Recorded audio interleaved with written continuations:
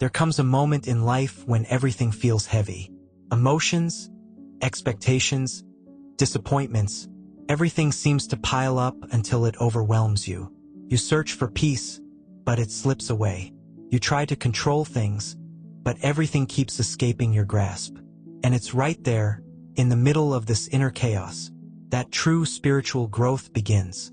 The ancient sages called this path detachment, not to escape life, but to learn how to live in it without being broken by it. Today you will discover what the Stoics, those masters of inner strength, called the freedom of the soul, the art of emotional detachment. There is a power that few men and women ever possess. A power invisible, silent, yet incredibly strong. The power to remain calm, even when everything around them falls apart. That is the art of emotional detachment. An ancient art, taught by the Stoics, and rediscovered today by those who seek inner peace. Emotional detachment doesn't mean being cold or heartless.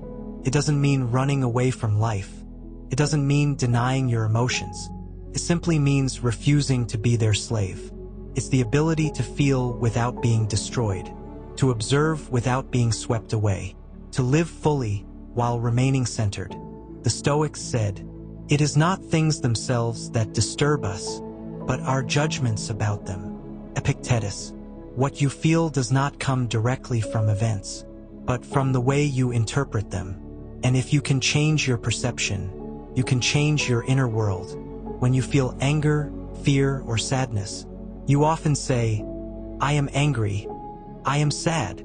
But no, you are not that emotion. You are simply experiencing it.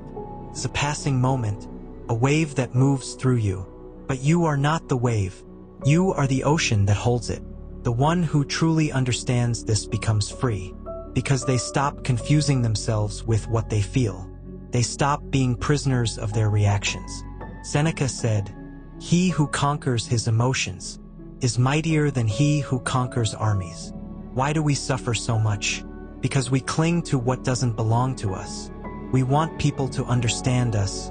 We want the world to be fair. We want life to go according to our plans.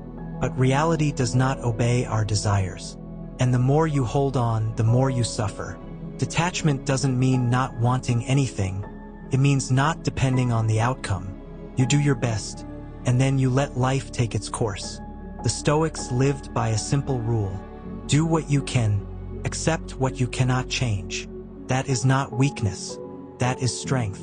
Everything in life changes. Everything ends. What is born will die, and what begins will eventually finish. That is the law of nature. Marcus Aurelius reminded us, "Remember that everything you love, everything you possess, is ephemeral." To accept that truth is not to be pessimistic, but to be lucid. When you truly understand that nothing lasts forever, you learn to love without attachment, to enjoy without fear of loss, to live without needing to hold on. Impermanence is not an enemy, it's a teacher.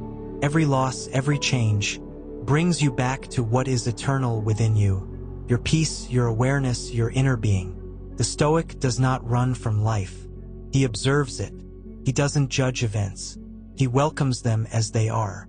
When faced with difficulty, he doesn't say, "This is unfair." He says, "This is what it is. What can I do with it?" He transforms every challenge into a lesson, every obstacle into an opportunity to grow. What happens to you does not define you. How you respond does. That is detachment, to see clearly, to act calmly, and to remain balanced, even in the storm. The Stoics taught that the world is divided into two things: what you can control and what you cannot. You cannot control others. You cannot control the past or the future. You cannot control the weather, nor the events of the world. But you can control your thoughts.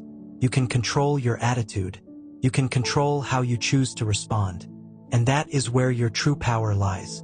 Epictetus said, "Act according to reason, and accept the rest with serenity."